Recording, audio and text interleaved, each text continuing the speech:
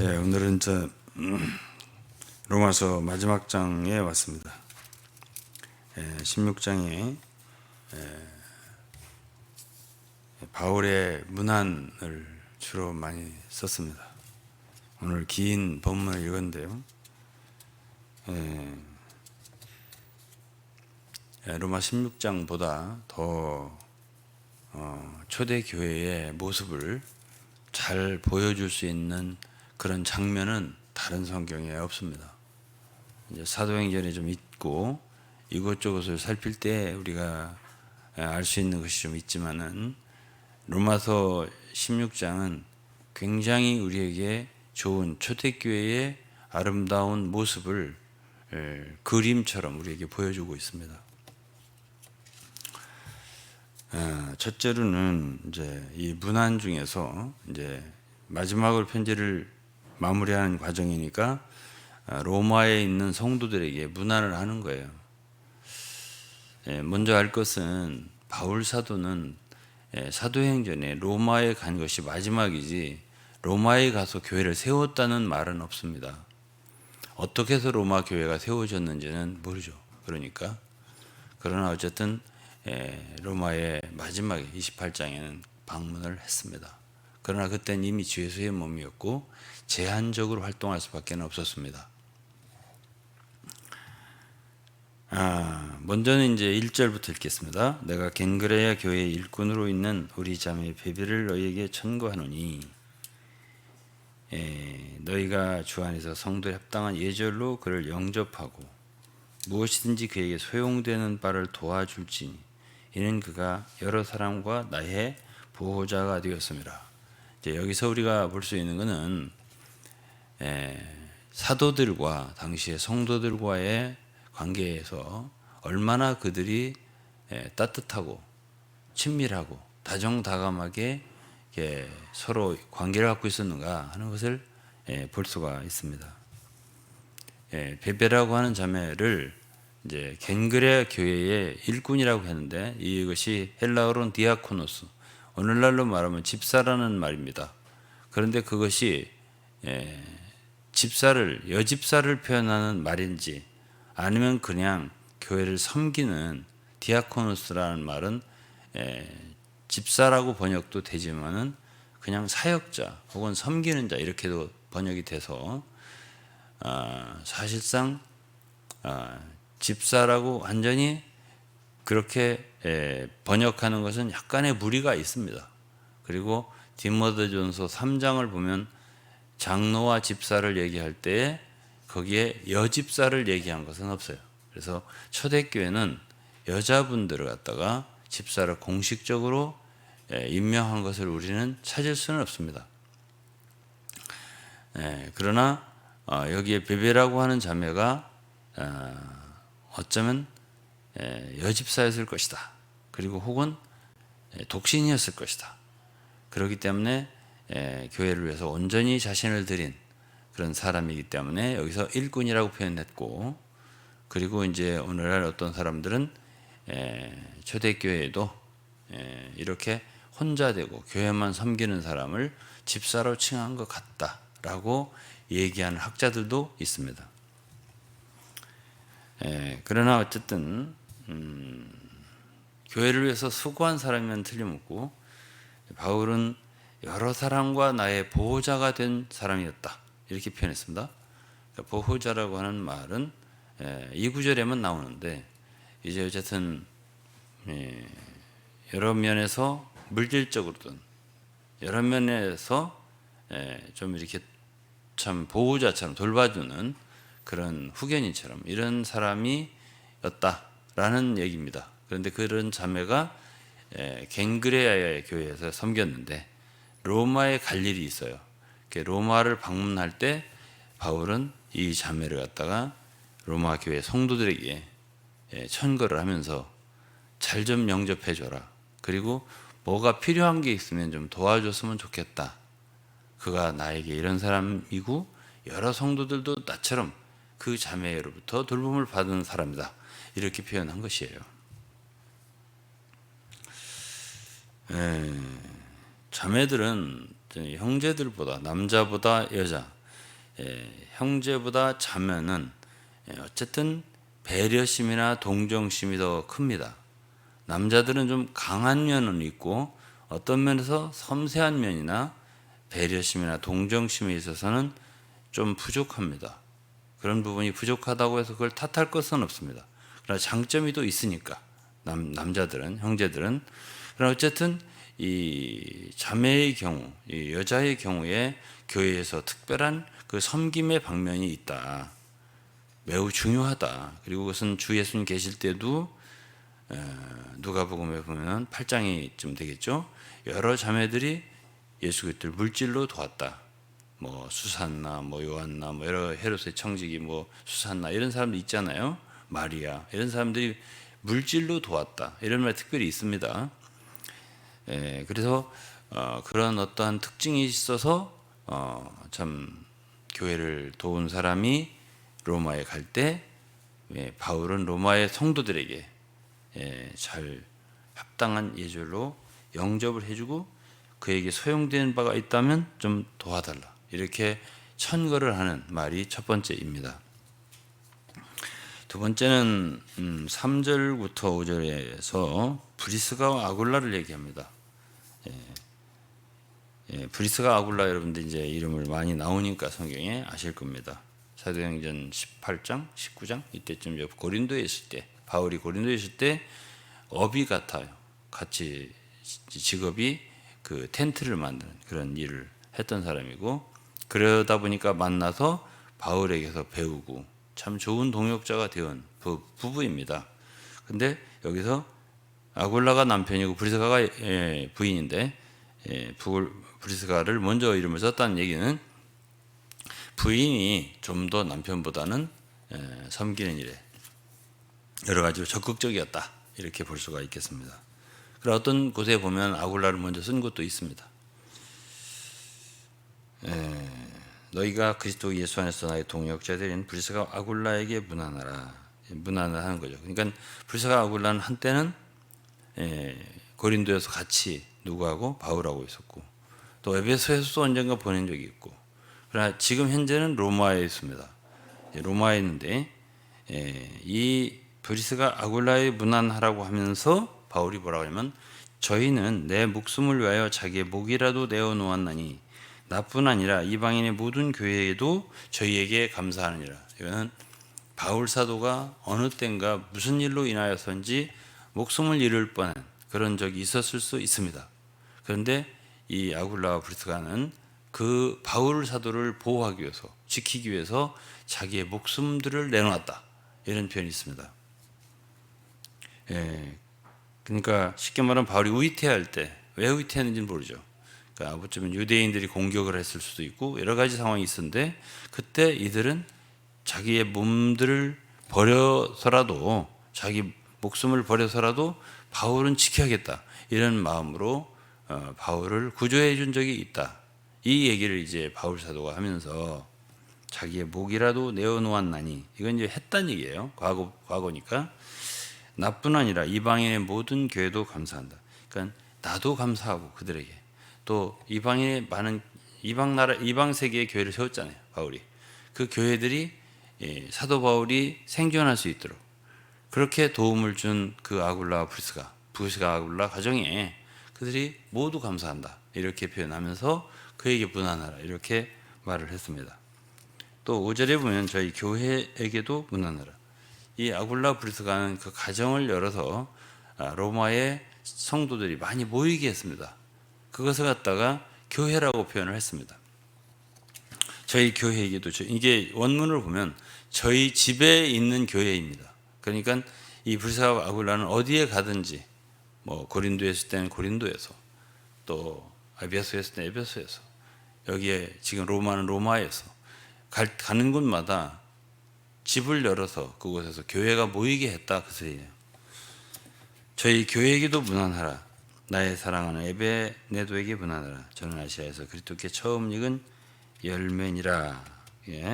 에베네도라고 하는 사람은 처음 익었다. 그냥 첫 열매다. 이렇게 되면 처음 구원받은 사람도 수가 있고, 혹은 참 아시아에서 혹은 에베소에 바울이 한 3년 있었잖아요. 그때 가장 먼저 예수를 믿고 믿은 사람으로서의 좀 성숙함이 또 좋은 간증이 맨 먼저 이렇게 일어나고 세워져서 많은 사람에게 영향을 주고 본이 되어서 바울이 교회를 세워나가는데 좋은 도움이 되었던 사람이다. 이렇게 생각이 될 수가 있어요. 이거를 하나하나 기억하면서 이제 소개를 하고 문안을 하는 거예요. 다음에는 이제 안드로니고하고 유니아 17절입니다. 16장 내 친척이요 나와 함께 갇혔던 안드로니고와 유니아에게 문안하라. 안드로니고는 남편이고 유니아는 아내 같습니다. 유니아는 여자 이름이에요. 저희는 사도에게 유명히 여김을 받고 또 나보다 먼저 그리스도 안에 있는 자라. 그러니까는 이들은 사도에게 유명을 받았다 이 말이 이제 학자들마다 약간 다른 견해가 있긴 하지만은 대체적으로 이들도 사도들이었다 이렇게 표현합니다. 사도는 12사도만 있는 게 아니에요. 그러니까 바울과 바나바도 사도행전 두 사도라고 표현했잖아요.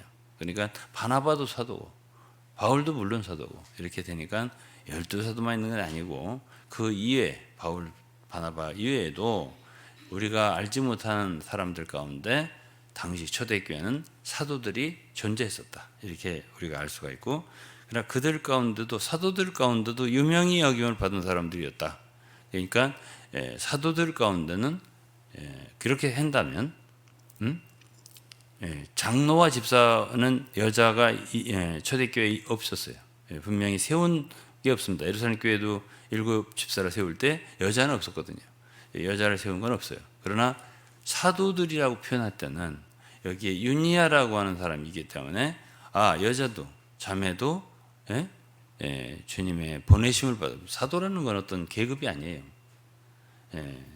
그것이 아니라 보내심을 받은 자라는 뜻이에요. 그래서 보내심을 받아서 복음을 전하고 참 교회를 세우는 데 도움을 주는 이런 사람들을 사도들 일행이라고 하기 때문에 여기서 유니아도 그런 사람 중에 하나인데 안부를 전하면서 저들은 나보다 먼저 주 안에 있는 자였다.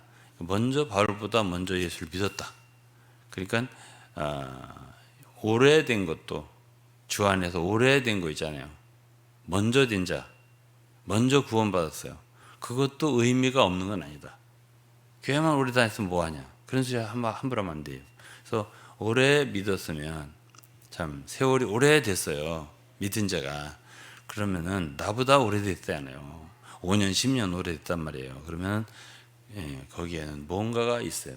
오래됐으니까 거기에 체험도 있을 수 있는 거고 또 지혜도 있을 수 있는 거고 또 많은 것들이 있기 때문에 주 안에서도 선배를 무시하면 안 돼요. 그런 것들을 여러분들이 기초적으로 아시면 되고 그렇지 않고 아무 의미가 없는 거란 바울이 바울 사도 보다 더 뛰어난 사람 아닐 텐데 어쨌든 그러나 나보다 먼저 그리스도 안에 있는 자라고 왜 그런 소개를 하겠습니까? 그런 것도 있다. 그리고 8절 보면은 또 주 안에서 내 사랑하는 암블리아에게 문안하라. 그리스도 안에서 우리의 동력자인 우르바노와 나의 사랑하는 스타고에게 문안하라. 나의 사랑하는을 계속 붙이잖아요. 바울 사도는 여기서 전체 합하면 한 27, 8명 넘을 거예요. 인수. 로마의 성도들이에요. 다 안부를 전하고 있습니다. 이름을 기억하고 그들의 특징을 기억하고요. 전부 다 그 느낌이 사도 바울의 마음속에는 사랑이 들어있어요. 사랑하는 누구, 사랑하는 누가 이렇게 하고 그리고 동역자, 그리스도 안에서 우리의 동역자 된 우르바노 이렇게 표현하는데 함께 수고한다는 뜻이에요. 함께 일을 하는 바울 사도와 함께 동역을 하는 그리고 안드로니고와 유니아는 아까 제가 얘기했죠. 부부로도 여겨지고 제가 얘기를 빼먹었는데 함께 감옥에 갇힌 적이 있다 이렇게 표현했습니다. 당시에 바울은 감옥에 갇힌 적이 많기 때문에 안드로니고와 유니아만이 아니라 여러 사람들이 바울과 함께 감옥에 갇힌 적이 있습니다. 그리고 어쨌든 암블리아나 뭐 스다고나 다 이름들이고 다 바울이 사랑하는 자들이었다 이렇게 했고 13절에 보면 주 안에서 택하심을 입은 루포와 그 어머니에게 문안하라. 그 어머니는 곧 내 어머니니라 그랬습니다. 이 루포라고 하는 이름은요 마가복음 15장에 나와요. 마가복음 15장 21절에 보면 마침 알렉산더와 루포의 아비인 구레네 사람 시몬 아시죠? 여러분들도 많이 들어봤죠? 구레네 시몬이 시골로 쏘아 지나가는데 저희가 그를 억지로 같이 가게 하여 예수의 십자가를 지웠다. 그러니까 이 루포, 여기 루포라고 지금 얘기를 하잖아요. 바울이 그 루포가 바로 그 루포예요. 그러니까 이 루포의 아버지가 예수 그리스도의 골고다로 올라간 십자가를 대신 한동안 짊어지어 주었던 그 사람이에요, 바로. 근데 이제 그 루포가 지금 어디에 있어요? 로마에 사는 거지. 그리고 이제 그 아버지는 어쩌면 돌아가실 수도 있어요. 이제 아버지에게 나나 그 어머니에게 문안하라 그랬습니다. 그러면서 그 어머니는 내 어머니니라. 그러니까는 바울을 어머니처럼 이렇게 어머니처럼 바울을 돌봤단 말이에요. 누가? 루포의 어머니가. 그러니까는 이 루포에 대해서 택하심을 입은 자라고 이렇게 표현했습니다. 이 택하심을 입었다는 뜻은 어쨌든 좋은 뜻이에요. 근데 이제 좀 더 이 어떤 탁월한 명성을 가진 사람이다 이렇게 이제 해석하는 학자들도 있습니다. 탁월하다 그러면 루포가 로마에서 그래도 상당히 지위가 있는 어떤 사람이고 그리고 유명히 여김을 받고 이런 사람일 수가 있어요. 그래서 여기 택하심을 입었다는 표현을 썼는데 어쨌든 아버지는 저는 예수 그리스도의 십자가를 짊어졌던 인물이잖아요. 그것만도 많은 그리스도인들에게는 참 얼마나 많은 그 칭찬의 흠모의 대상이 됐겠습니까? 그리고 이제 어머니는 바울을 그렇게 어머니처럼 돌보는 그런 이런 분이었으니까 있잖아요. 이제 제가 오늘 소개를 했지만 그 뭉크 장로의 어머니는 꼭 저희들에게 그런 존재였습니다. 그렇게 말할 수 있는 존재였습니다. 따뜻하게 우리를 언제나 맞아주시고 그랬죠. 다음에 이제 6절 이제 거꾸로 돌아가서 6절을 좀 보겠습니다. 너희를 위하여 많이 수고한 마리아에게 문안하라. 너희를 위해 많이 수고했다 그랬습니다. 그러니까는 마리아는 교회를 위해서 수고를 많이 한 자매예요. 이 수고라고 하는 것은 굉장히 중요합니다. 그건 하나의 고난을 받은 것을 의미하잖아요. suffering이 아니라 labor, 노고예요, 노고. 힘을 많이 쓰는 거지. 이 마리아가 어떤 마리아인지 성인 마리아가 많잖아요. 그건 뭐 확실한 건 없고 어쨌든 마리아라는 자매가 로마에 있었어요. 어쨌든 하나님의 은혜를 받은 성도들이 게으른 건 아니에요. 그러니까 부지런해야 된다. 수고를 해야 된다. 이것이 은혜 받은 자들의 주님의 은혜를 진정으로 받은 자들의 특징이 되어야 돼요. 로마서 12장 11절에도 바울은 그랬잖아요. 부지런하여 게으르지 말고 열심을 품고 주를 섬기라. 부지런해야 된다는 뜻이에요. 예수 그리스도도 어쨌습니까? 그분은 한 군데 계시면서 모여 얘기해 줄 테니까 설교해 줄 테니까 이렇게만 하시는 분이 아니고 참 한 마을만이 아니라 한 곳에 믿는 사람들을 전도한 게 아니에요. 이 마을도 저 마을도 내가 다른 동네도 가봐야 된다 이러면서 계속 어떤 때는 식사할 겨를도 없으셨다 이렇게 표현되어 있습니다. 그러니까 우리 주 예수님도 하나님의 아들이시지만 이 땅에 오셔서 사역하실 때에 상당히 수고로 이렇게 사역하셨다 하는 것을 알 수 있고 바울 사도 역시 많은 수고를 주를 위해서 쏟은 사람입니다. 우리는 거기에 비교할 수 있는 상태가 아니죠. 그러나 어쨌든 그렇게 수고를 한 사람들이고 오늘날 이제 우리는 특별히 저는 바울 사도의 디모데후서 4장을 기억하는데 우리가 해야 할 일은 뭐냐면 말씀을 전파하는 일입니다. 한 교회를 목회하는 것이 저는 물론 교회도 중요하죠. 우리 함께한 성도 중요하지만 시대에 하나님의 말씀을 우리에게 주신 그 말씀을 전파해내는 중요하죠. 디모데후서 4장 1절에 바울이 디모데에게 이랬습니다. 하나님 앞과 산자와 죽은 자를 심판하실 그리스도 예수 앞에서 그의 나타나실과 그의 왕국을 두고 엄히 명하노니, 엄히 명한다고 그랬습니다. 너는 말씀을 전파하라. 때를 얻든지 못 얻든지 항상 힘쓰라. 오늘날 저희들이 이제 유튜브에다가 이제 한글 말씀 올리고 영어 말씀 올리고, 영어도 벌써 5, 60편이 넘게 올라갔어요. 그리고 이제 지금 몽골어는 이제 3편 올라가고, 이제 한글은 뭐 제가 생각할 때 세부진 않지만 400, 500, 뭐 600편이 될 거예요. 많이 올라갔어요. 저는 어제 어떤 친구 하나가 뭐 요즘 화천대유인가 무슨 대장도인가 그걸 이렇게 보고 있는데, 그 옆에 이제 페이스북에 보면 막 뜨는 거 보니까 제 설교가 나왔다고 반갑다고 전화를 했어요. 아이 그게 많지. 내 설교가 뭐 500개, 600개 넘을 텐데 한글 설교가 여기저기 있겠지. 어쨌든 말씀을 전파하는 거, 듣든지 안 듣든지, 때를 얻든지 못 얻든지 범사에 힘쓰고 오래 참고 가르침으로 경책하고 경계하며 권하라 그랬습니다. 그러면서 너는 모든 일에 근신하여 고난을 받고 전도인을 하며 내 직무를 다하라. 우리에게 주신 말씀의 은사가 있다면 우리는 힘을 다해서 그것을 전해야죠. 전해야 합니다. 그 다음에 이제 15장 58절에는 이런 말이 있죠. 고린도전서입니다. 이건 고린도전서 15장 58절에 그러므로 내 사랑하는 형제들아 견고하며 흔들리지 말며 항상 주의 일에 더욱 힘쓰는 자들이 되라. 주의 일에 더욱 힘쓰는 자들이 되라. 이는 너희 수고가 주 안에서 헛되지 않은 줄을 알미라. 그러니까 수고, 마리아는 많이 수고했다고 지금 얘기를 하잖아요.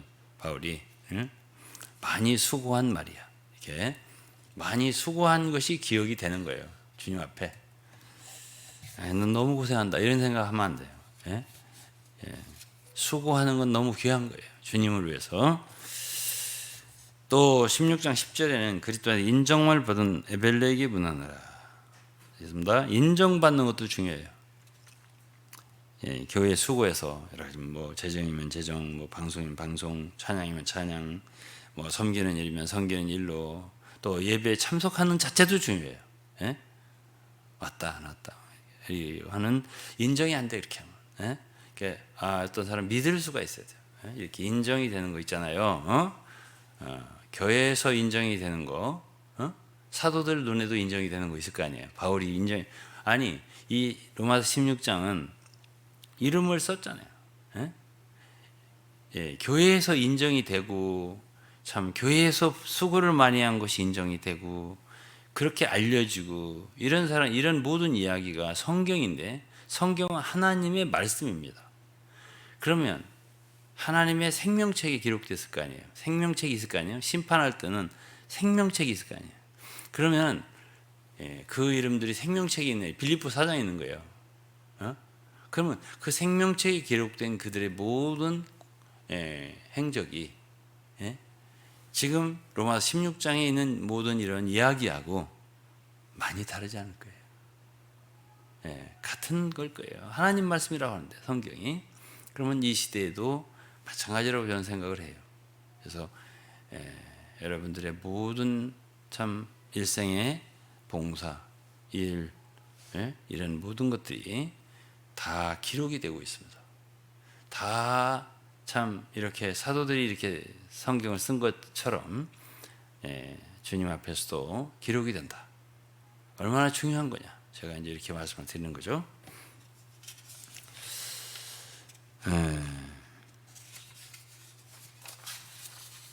그다음에 이제 한 가지 더.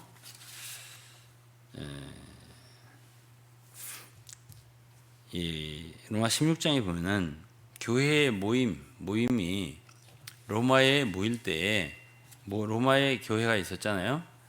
근데 예루살렘 교회도 그러했지만은 그때 당시에는 어떤 예배당을 짓지를 않았어요. 사도행전이나 신약의 교회의 실행에서 한 번도 교회를 짓자고 헌금하자 뭐 어떻게 하자 이런 것이 없어요. 한 번도 없어요. 그래서 그냥 자연스럽게 장소가 있으면 모였어요. 사도행전의 초대교회를 보면은 뭐 성전에서도 모이고 또 각 집에서도 모이고 저 집에서도 모이고 이 집에서도 모이고 이렇게 했단 말이에요. 그래서 조금 큰 집이 있으면 거기서 이제 기도 모임도 갖고 마가의 집, 다락방, 혹은 뭐 요한의 어머니, 내내 뭐 그 집이 그 집 같아요. 근데 그런 집이 약간 넓었을 수 있어요. 그리고 유두구라고 하는 청년이 떨어졌던 곳 그런 것도 이제 좀 대법 좀 집이 컸으니까 많은 성도들이 모였을 거란 말이에요. 이렇게 가정을 열어서 모인 케이스가 초대교회는 많다. 그리고 로마서 16장을 보면은 브리스가와 아굴라의 집에 교회가 있었다 이렇게 표현되어 있어요. 그 다음에 14절에 보면 16장 14절에요. 아순그리드와 블레곤과 허메와 바드로마, 허마와 이게 거기에 이렇게 함께하는 성도 이름을 다 기억하고 있는 거예요. 바울은 로마에 지금 가보지도 않았을 텐데 너무도 다 알고 있는 거예요. 그 소식을. 아순그리드와 블레곤과 허메와 바르도마, 허마와 저희와 함께 있는 형제들, 저희와 함께 있는 형제들. 그러니까 여기에도 하나의 모임이 있는 거예요. 무리가 있는 거지. 이게 무난하라 이렇게 하고 또 15절에는 빌룰로고와 율리아와 또 네레오와 그 자매와 울름바와 저희와 함께 있는 모든 성도에게 무난하라. 그러니까 적어도 로마에는 이렇게 이 모임 저 모임 이렇게 있는 것이 16장에 최소한 3개 이상이 되는 거예요. 이렇게 무리 이렇게 모인 거예요. 사실은 제가 봉천동에서 이렇게 교회를 이쪽을 부천으로 옮긴다고 할 적에 그러기 전에 저는 그냥 일산인 성도 일산에서 모이고 광명인 성도 광명에서 모이고 부천은 모이고 이렇게 하려고 사실 했었어요. 제 마음속에. 그런 건 다 본이 어디냐면은 초대교회의 본이에요. 그렇게 하고 싶더라고 제가. 근데 이제 사자는 의견이 많았죠. 그래서 헌신하고 싶어 하고. 그래서 제가 그렇게 헌신하고자 하는 뜨거운 마음이 있는데 그걸 내가 어떻게 막을 수 있을까 싶어갖고 이제 부천으로 여기까지 오게 된 거예요. 그렇게 했더라면 이제 그림이 달라졌을 거지. 그럼 어쨌든 간에 초대교회는 그렇게 됐고 굉장히 유기적이에요. 유기적이라는 건 자연스러운 거예요. 말하자면 그렇게 모임이 이루어지고 나중에 사도행전 28장에는 바울 사도가 로마에 이제 죄수의 신분으로 갔지만 새 집을 얻어서 2년 동안 하나님 나라를 전하고 그리스도의 복음을 전했다고 기록되어 있습니다. 이것이 사도행전 마지막 절이에요. 그렇다면은 로마에는 이런 모임들이 저런 모임들이 그때도 있었을 테고 그리고 바울이 거기서 전하는 사람들이 이제 구원받는 사람이 있을 테고 그럼 이걸 어떻게 이게 누가 거기서 지도자고 거기서 어떻게 모이냐 이런 자세한 얘기가 없습니다. 그냥 그렇게 자연스럽게 하는데 거기서 한 가지 이제 참 우리가 특이한 거 그 뭐냐면 바울을 알았다는 거예요. 다. 그리고 거기에서 가장 중요시했다는 것은 사도 바울의 가르침이에요. 바울 사도의 가르침이에요. 그러니까 그 가르침을 받아들이고 또 그 가르침으로 사도행전에 보면은 저희가 사도들의 가르침을 받아 서로 교제하고 떡을 떼고 기도하기를 전혀 힘쓰니라 이랬어요.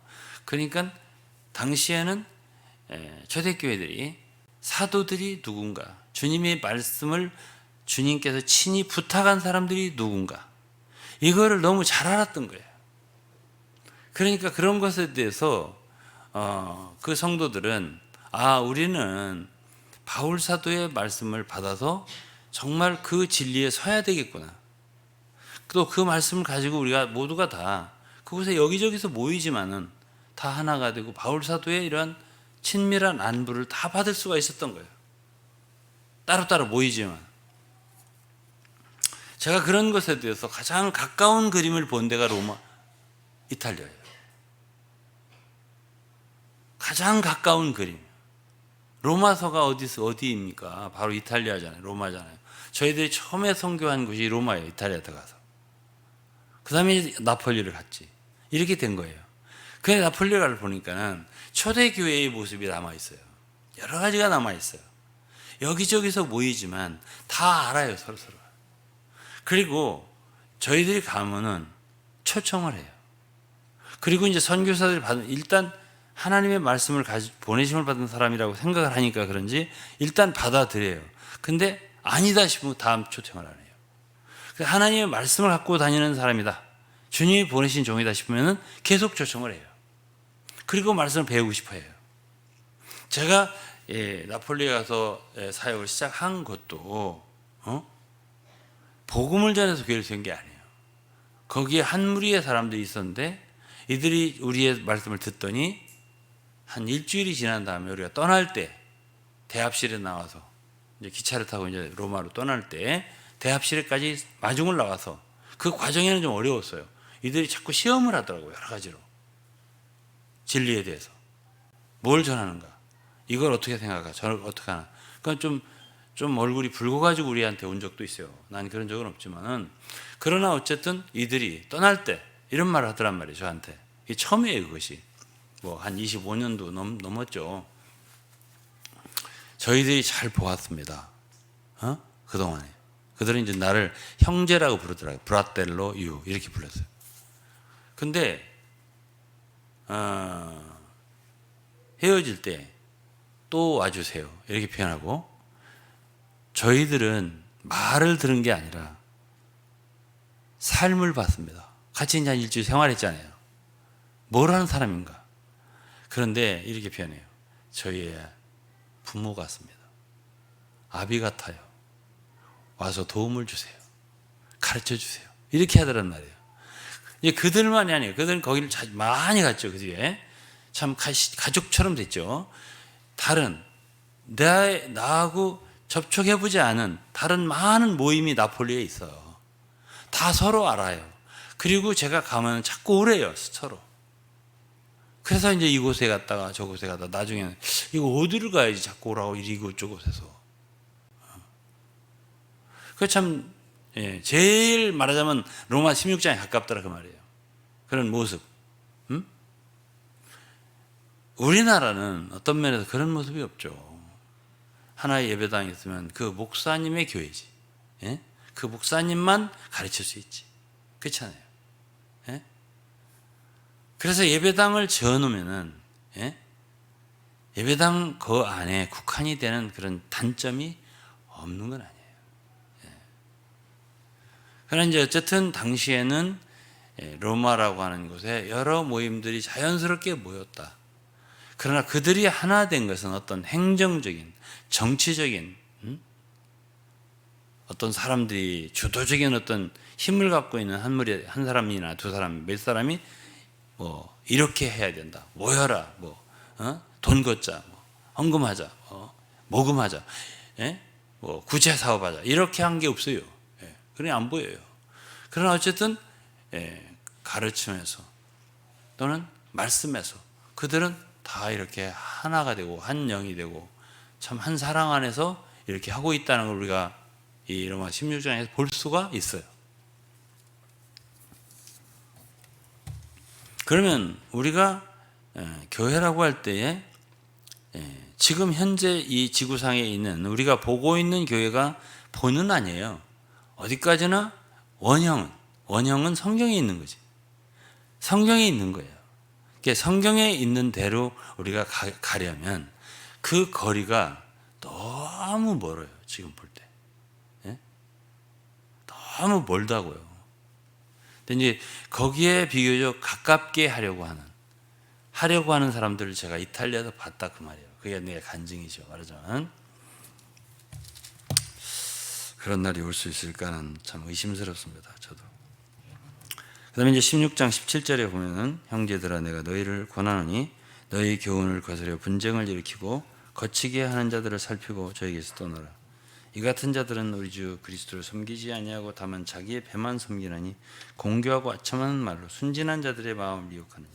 그 다음에는 이제 거짓된 교사들, 사역자들에 대한 경계입니다. 이게 17절부터예요. 그래서 반드시 정말 하나님의 교회에는 마귀의 역사가 있어요. 이렇게. 그래가지고 교회의 그 교훈, 너희 교훈이라고 하는 것은 하나님의 건전한 사도들의 바울이나 이런 사도들이 가르치는 말씀이에요. 그런 말씀을 거스르는 사람들이 있어요. 그거 아니다고. 예? 그렇게 하는 사람들이 있단 말이에요. 그리고 자기들이 가르치는 말이 더 맞다. 교회는 이렇게 해야 된다. 그거 틀렸다.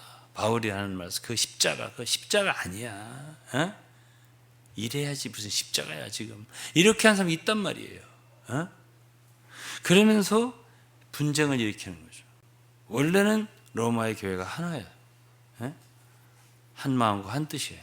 그런데 그렇게 하는 사람들이 있는데, 분쟁을 일으키는 사람이 있는데, 그래서 거치게 하는 사람이 있는데, 이런 사람들을 살피고 교회는 왜 장로들을 두는지요. 우리가 왜 감독들을 세우는데, 감독이 원래는 장로예요. 왜 그걸 세우는데, 이런 것들에서 지키려고 양떼들. 그것은 사도행전 20장 읽으면 나오고 디도서 1장 읽으면 나와요. 그들이 왜 세워져야 하는지. 그거는 성도들이 바른 가르침, 사도들의 가르침, 성경에는 진리, 이 말씀에 제대로 세워지도록, 그리고 양떼들을 그런 악한 이리 때로부터 보호하기 위해서 그들이 필요한 거예요. 그러면서 살피고 저에게 떠나라 이렇게 했어요. 이런 자들은 우리 주 그리스도를 섬기지 아니하고, 겉으로 말로는 주님 섬긴다고 하지만은 사실은 그리스도를 섬기는 게 아니다라고 얘기를 하고요. 섬기지 아니하고 자기의 배만 섬기나니. 자기 배만 섬긴다는 얘기는 결국 그들에게서 이득을 취하기 위해서 그러는 거예요. 그렇게 해서 먹고 살기 위해서. 그게 결국은 그거지만, 그렇게 하는 사람들이 말을 나는 내 배를 위해서 지금 여러분들에게 이렇게 하는 겁니다. 이렇게 말할 것 같아요? 아니에요. 뭐라냐면 공교하고 아첨하는 말로. 공교하다는 말은 굉장히 그 말을 잘한다는 말이에요. 너무 잘해. 진정한 사역자들보다 말을 더 잘해요. 아첨한다는 말은 사람들의 마음을 이제 끌기 위해서 너무 동정심을 유발하고 있잖아요.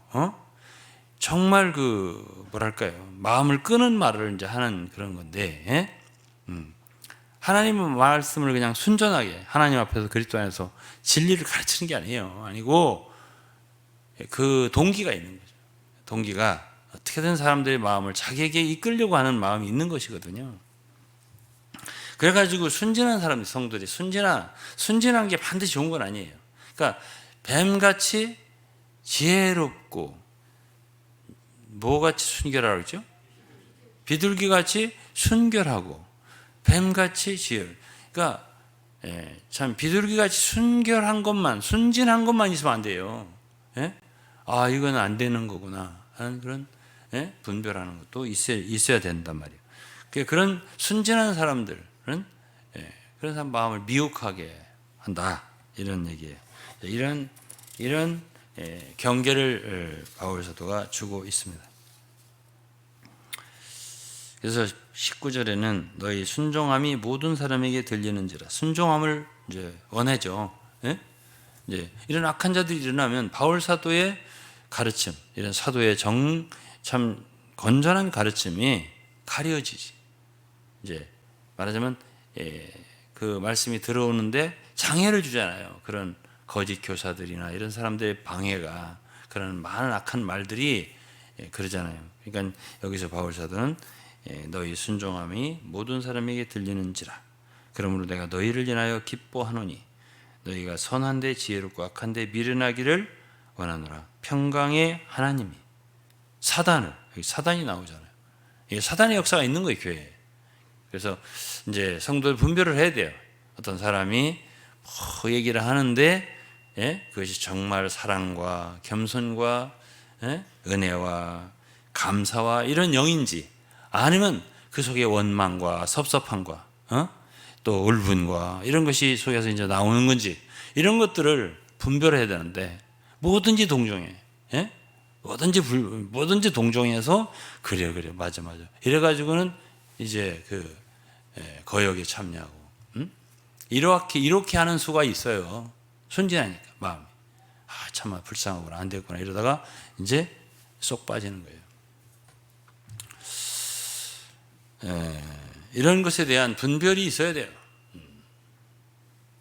다음에 이제 마지막은 오늘 성령을 봤잖아요. 마지막에 나의 복음과 25절에 있습니다. 나의 복음과 예수 그리스도를 전파함은 영세전부터 감추었다가 이제는 나타나신 바 되었으며 그렇습니다. 이 진리라고 하는 건요. 구약서부터 신약까지 보면은 바울은 그랬어요. 나의 복음이라고. 모든 사람이 주지 않아요. 구약에도 사실은 하나님의 말씀을 모세 시대에 준 것은 모세예요.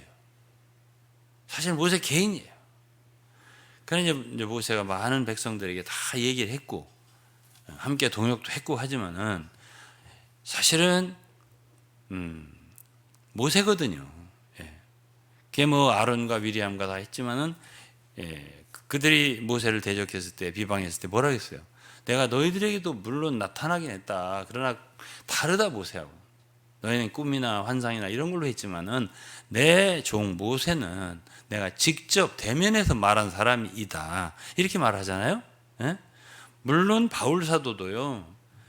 이제는 참 모든 사람에게 이 비밀의 계시가 나타났다. 성도들에게 이제 나타났다. 골로새서 이런 말씀이 있습니다. 내게만은 아니다. 이렇게 표현했지만 그러나 신약 성경의 바울 서신이 14서신입니다. 절반 이상을 바울이 썼다고.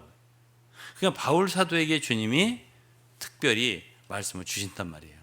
그러니까 많은 사람이 사실 아닐 수도 있어요. 이런 면에서 성도를 또 아셔야 되고요. 그래서 이제 여기서 이제 이 바울 사도는 마지막에 뭐랬습니까? 27절에 지혜로우신 하나님께 예수 그리스도 말미암아 영광이 세세봉토로 있으시다. 이건 하나의 성령이에요. 근데 26절 마지막에는 뭐라 했어요? 모든 민족으로 믿어 순종케 하시려고 알게 하신가 그 비밀의 계시를 조차 된 것이니 이 복음으로 너희를 능히 견고케 하실. 견고하게 된다. 이 복음을 잘 이렇게 말씀을 받으면 사람이 견고하게 돼요. 이 세상에 어디에 견고함이 있습니까? 왜 견고해질까요? 이거는 영세전부터 감추었던 영원한 거니까 그래요. 십자가 2000년 전에 있었던 사건이지만 영원한 거예요. 성령 영원한 거예요. 그리스도의 모든 진리 다 영원한 거예요. 복음 세세토록 있는 거예요. 베드로전서 1장 20절 후반부에 보면 그렇잖아요. 세세토록 있는 말씀이니라. 복음이 그렇다는 거예요. 이것으로 우리가 거듭났고 이 말씀, 이 진리의 말씀으로 여러분들이 세우심을 받으면 여러분들은 이 세상에서 있잖아요. 무엇이 견고합니까? 견고 하나도 없어요. 이 세상에 다 흔들립니다. 그러나 복음은 이 진리는 바울이 그랬어요. 이 복음은 여러분들을 견고케 세울 거라고. 견고한 게 좋잖아요. 흔들리지 않는 그 무언가가 속에 있단 말이에요. 이렇게 여러분들이 참 세움을 입을 수 있는 그러한 귀한 참 말씀 앞에 하나님 앞에 여러분이 있다는 것이 감사한 거고. 오늘 이제 저는 로마 16장을 마쳤습니다. 로마서를 1장부터 10절까지 마쳤어요. 이 로마서라고 하는 성경은 신약 중에서 가장 핵심적인 진리를 복음 진리를 담고 있어요. 물론 이번 한 번 가지고서 이게 된다는 건 아니지만은 그래도 이번에 주님께서 은혜를 주셔서 우리를 하여금 도대체 로마서에 뭐가 있는가를 어느 정도 쭉 봤어요. 그래서 이러한 말씀이 정말 나는 성도 여러분들을 견고하게 세우실 수 있는 복된 귀한 말씀이 될 수 있기를 예수 그리스도 이름으로 축복합니다. 기도하겠습니다. 하나님 아버지 감사합니다. 저희들이 오늘 이렇게 참 로마서의 귀한 말씀을 마치게 하시고 이 말씀을 통해서 은혜를 받게 하신 것에 대하여 감사합니다. 저희들은 현실의 교회를 보고 판단하는 것이 아니라 원래로 돌아가서 주님이 모본으로 세우신 초대교회의 모습을 바라보면서 정말 저희들이 한 발씩이라도 원형으로 본으로 돌아갈 수 있기를 소망하여 주님께 기도를 드립니다. 하나님 아버지, 특별히 한국 교회를 기억하시고 정말 한국 교회가 깨어나게 하여 주시고 참으로 원래의 성경의 본을 향하여 갈 수 있는 그러한 순수한 마음을 허락해 주옵소서. 참으로 개교회주의, 각각 흩어져 있는 예배당 교회 중심주의, 이런 모든 것을 헐어버리시고 정말로 이제는 모든 주 안의 성도들이 하나 될 수 있는, 가르침으로라도 하나 될 수 있는 그러한 참 놀라운 역사가 이 한반도에서 일어나도록 축복해 주옵소서. 감사 찬송드리며 예수 그리스도 이름으로 기도했습니다. 아멘. 제가 찬송을 하나를 선택을 했습니다. 205장인데요. 이 찬송은 제가 왜 선택을 했는가 하니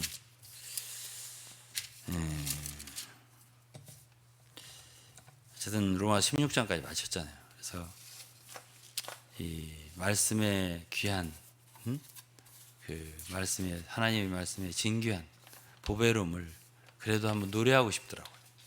그래서 함께 부르고 싶어서 205장을 선택을 했습니다. 저도 잘 못 부르지만은 함께 불러보도록 하겠습니다.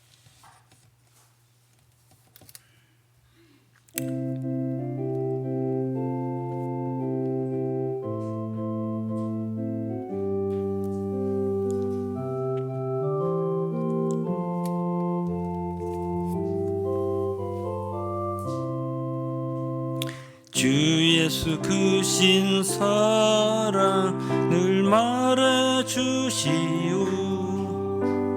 나 항상 듣던 말씀 또 들려주시오. 좁히지 않는 천국 주 예수 계신 곳 나 밝히 알아듣게 또 들려주시오. 나 항상 듣던 말씀, 나 항상 듣던 말씀, 주 예수 크신 사랑 또 들려주시오. 아침에 있을 밤시 사라짐같이 내 기억 부족하여 늘 잊기 쉬우니 잘 알아듣기 쉽게 늘 말해주시오. 날 구속하신 나라 또 들려주시오. 나 항상 듣던 말씀, 나 항상 듣던 말씀, 주 예수 크신 사랑 또 들려주시오. 주 예수 나를 위해 이 세상 오셔서 날 구속하신 은혜 말하여 주시오. 나 같은 사람 위해 주 보혈 흘렸네. 이 복스러운 말씀 또 들려주시오. 나 항상 듣던 말씀, 나 항상 듣던 말씀, 주 예수 크신 사랑 또 들려주시오. 이 세상 헛된 영혼 미혹할 때에 주 예수 크신 사랑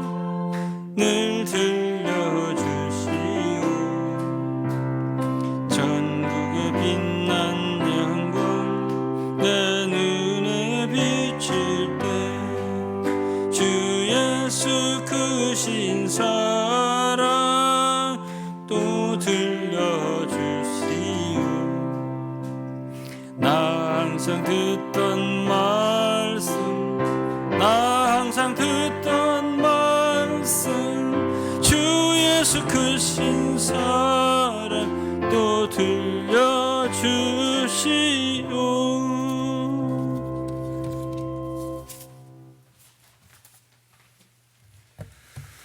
우리